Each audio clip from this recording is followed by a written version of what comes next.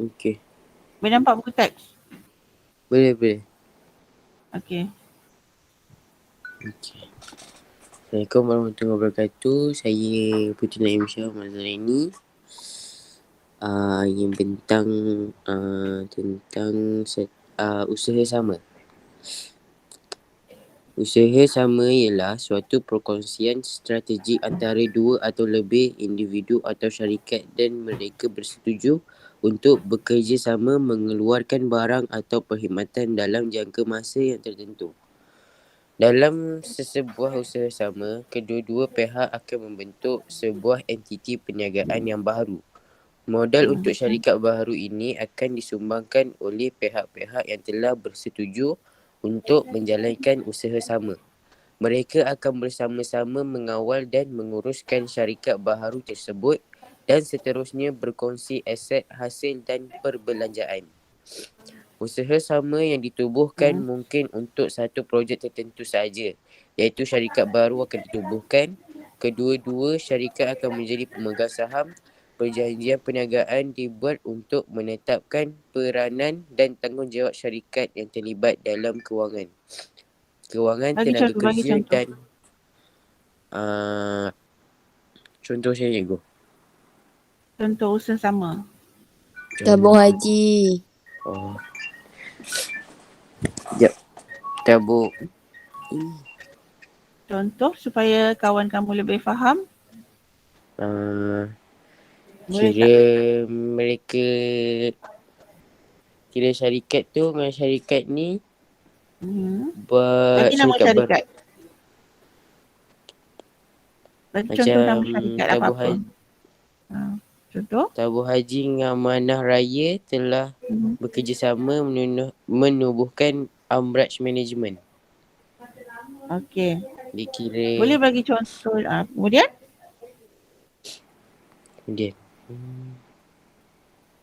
Okey, contohnya kalau dalam buku ni contohnya tabung haji. Tabung haji ni dia menjalankan usaha menubuhkan syarikat usaha sama bersama Amanah Raya, wujud satu syarikat baru namanya Amraj Management. Okey, itu maksudnya mana tadi? Okey, maksudnya kedua-dua pihak akan membentuk sebuah entiti perniagaan yang baru. Okey, maksudnya apabila tabung haji dan Amanah Raya bersetuju untuk bekerjasama, mereka wujudkan satu lagi syarikat baru.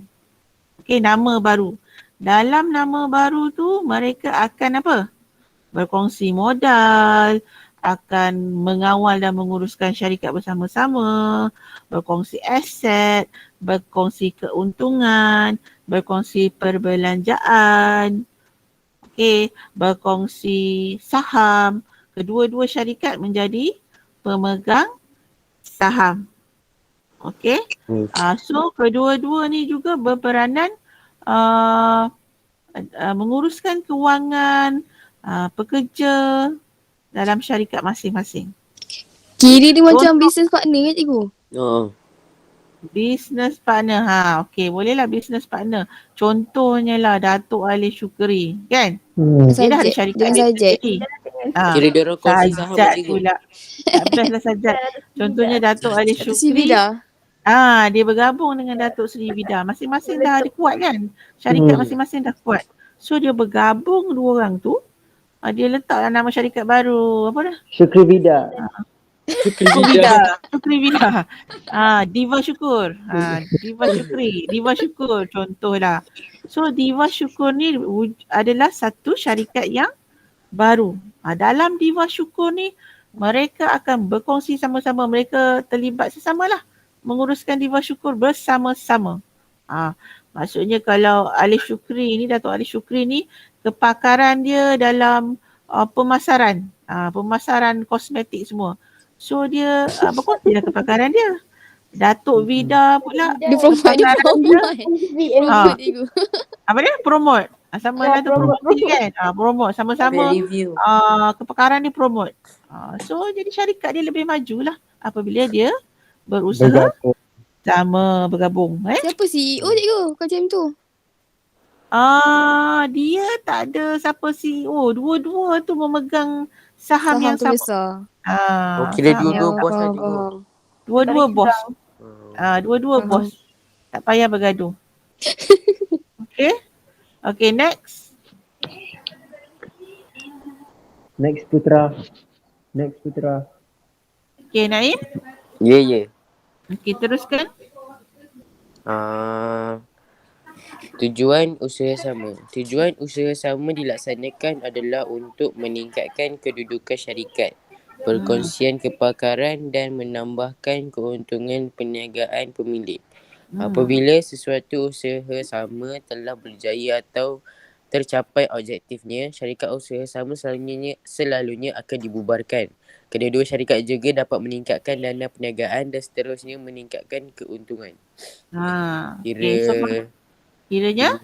Bila diorang dah sampai diorang punya achievement tu, diorang akan bubar dan ambil dana tu untuk membangunkan lagi perniagaan mereka. Okay. Macam tu je. So mereka contohnya Diva Syukur tadi. Okay. Diva Diva Syukur ni kata dia orang akan mensasarkan sebulan punya produk dikeluarkan terjual produk sebanyak 2 juta produk sebulan. Okay. So dah tercapai dah dapat untung dah. So syarikat ni bolehlah Lepas tu dia dibubarkan. bubarkan. So keuntungan yang ada tu bolehlah syarikat Datuk Ali Syukri dengan syarikat Datuk Vida perniagaan masing-masing, menambah modal syarikat masing-masing. Okay. Okay, next, kelebihan dan kekurangan. Kelebihan dan kekurangan usaha sama. Kelebihan kelebihan Baca point form. membantu. Maksudnya baca ayat yang kawan kamu boleh faham.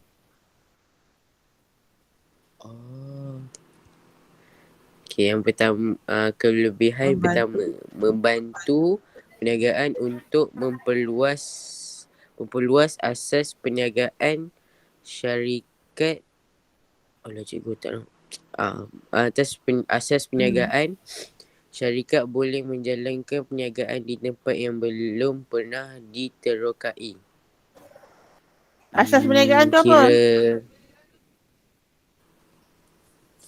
Benda basic. Yalah apa je benda basic? Modal, sumber, tanah. Asas tu basic lah. Basic tu asas. Asas tu basic tu asas kan? Okay, tanah yang belum diterokai, sumber apa bahan yang dijual. Tadi tanah, sumber, modal. So bila bergabung dua dapatlah memperluaskan modal perniagaan, mengembangkan. Yang kedua? Dapat meningkatkan dana kewangan dan tenaga kerja untuk menjalankan sesuatu projek.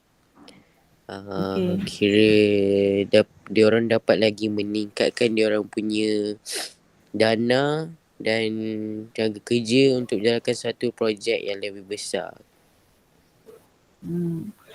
Dapat menambahkan bilangan pekerja yang lebih pakar. Lagi? Yang ketiga? Meningkatkan pengeluaran kerana pasaran adalah lebih besar. So sebab apa? Kira diorang nak pergi bersaing di tempat yang lebih power cikgu. Macam tu. Contohnya tadi Diva Syukur tadi. Sebelum ni Datuk Ali Syukri ni contohlah. Sebelum ni Datuk Ali Syukri ni dia punya pasaran kosmetik dia kat Malaysia je. Tapi Datuk Vida ni dia punya pasaran dia sampai Indonesia, Singapura. So bila dia orang bergabung jadi Diva Syukur, boleh luaskan pasaran dia ke tempat lain. Pun boleh masuk pasaran sama dengan Datuk Vida. Kan? Okay, next. mendapat teknologi baharu dan terkini dengan bekerjasama dalam pengeluaran. Okey. Mudah untuk mendapatkan bahan mentah dan sumber-sumber lain daripada syarikat usaha sama. Okey. Harta individu, aset serta pegangan dalam syarikat asal dikekalkan. Kira kalau mereka usaha sama pun macam harta dia, harta aku, macam tu lagi. Maksudnya kalau berlaku kerugian, harta Tetap harta sesama. harta tetap, maksudnya harta peribadi tidak diambil lah untuk bayar hutang perniagaan. Okey, lagi? Risiko dalam perniagaan dapat dikongsi kerana risiko ditanggung oleh kedua-dua buah syarikat. Kalau mengalami kerugian, okey, syarikat yang akan menanggung hutang. Maksudnya syarikat menanggung hutang, syarikat je lah. Dia punya pemilik dia tak tanggung hutang. Cuma kedua-dua orang tu kenalah bekerjasama membayar hutang, kongsi sama-sama kerugian. Okey, kekurangan? Visi dan misi yang berbeza antara pihak yang bergaul menyebabkan berlakunya konflik. Okey. Perbezaan budaya dan cara pengurusan yang berbeza dalam menjalankan sesebuah perniagaan boleh membawa masalah kepada pengurusan dan masa hadapan. Okey, apa tu maksud dia? Okey, contoh visi dan misi. Visi ni apa yang kita nak capai? Misi ni mengapa kita nak capai? Mengapa pula? Bagaimana kita nak capai? Okey, so contohnya visi Datuk Vida dengan Datuk Ali Shukri ni berbeza. Datuk Ali Shukri kata kita ni tak perlulah sampai nak mengembangkan perniagaan ke Singapura, Taiwan, Korea semua kan. Cukuplah di Malaysia. Tapi Datuk Vida kata, kita perlu luaskan perniagaan kita sampai Korea. Contohlah kan. So berlaku dia punya konflik lah. Kemudian perbezaan budaya dan cara pengurusan. Datuk Ali Shukri dia suka, kalau dia buat sesuatu hal tu dia suka heboh-heboh siap-siap. Kecoh-kecoh. Kecoh-kecoh. Datuk Vida dia suka buat pengurusan dia cara macam lain. So diam je. Perbezaan budaya dan cara pengurusan tu membuatkan timbul masalah di masa hadapan. So kalau nak berusaha sama, kenalah cari yang yang memahami. Yang memahami. Okey, so itulah usaha sama. Dua Ini adalah syarikat, satu perkongsian strategik antara dua atau lebih individu atau syarikat yang bersetuju untuk menjalankan usaha sama dalam mengeluarkan barang atau perkhidmatan dalam jangka masa tertentu. Apabila dah